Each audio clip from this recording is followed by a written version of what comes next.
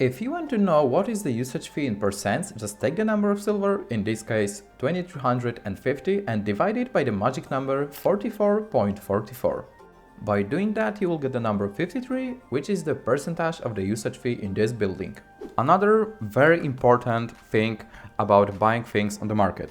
Always check the prices of other tiers of the items that you want to buy, and a great example will be Spectre Hood. Spectre Hood, for example, in 4.2 quality is worth 172k, and the same Spectre Hood in quality 6.0 is the same amount of IP, is worth 370k. So always check prices of other tiers to save tons of silver.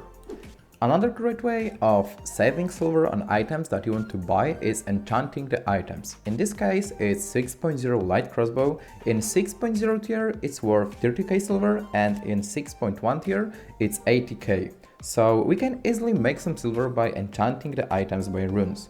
The price of the runes is 26k silver, so right now you can see that it's clear profit. Now let's just go to the artifact foundry and enchant our light crossbow.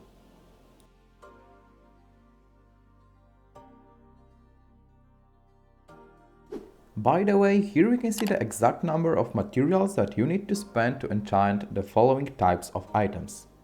If you want to do some black market stuff and you need to check the prices of some items that you want to make profit on, you don't need to buy every tier of the item that you want to check the price of.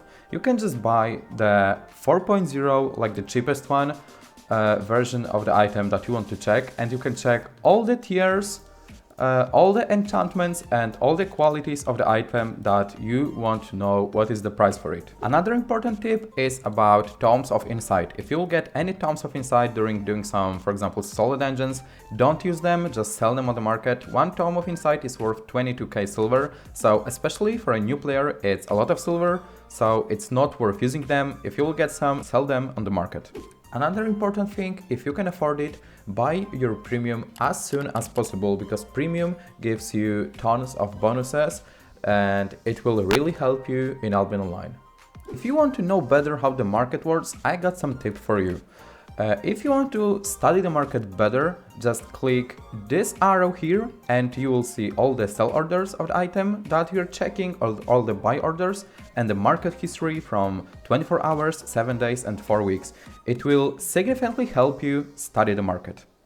If you're a crafter, don't forget about hideouts in Black Zone, where you can craft and you will get there much more return rate than even in a town with a bonus for crafting. And you can look for hideouts for crafters by, for example, in Martlock, look for them in the zones near the teleports, and in Martlock, crafting hideout is in Windcrest Reel.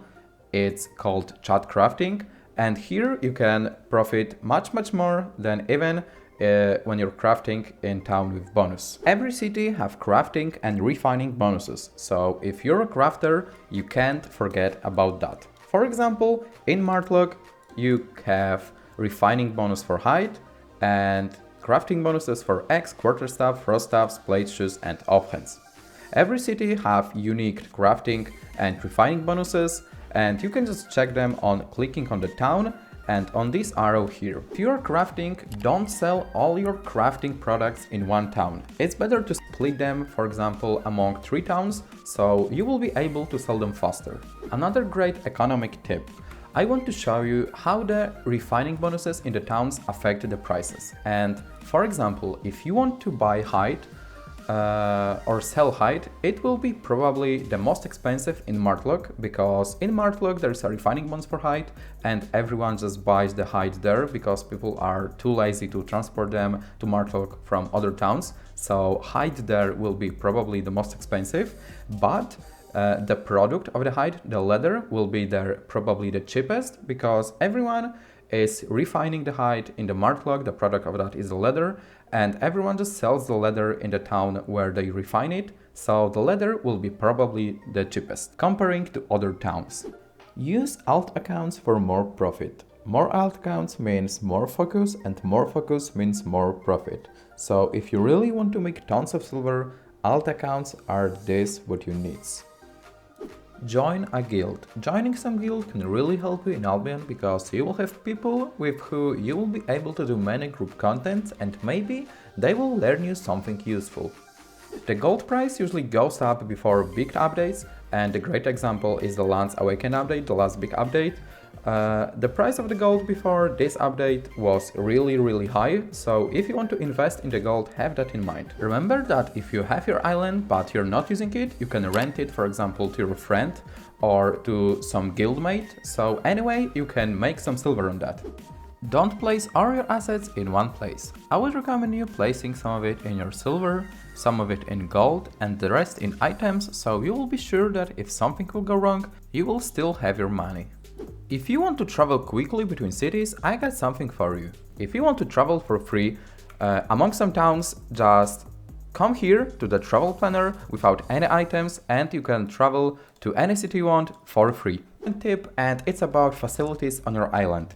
It's not worth building any economy buildings or farming buildings on your island apart from mill. Mill is the only building that it's worth building on your island because in towns, in mills, there are so high taxes that it's just not worth using them.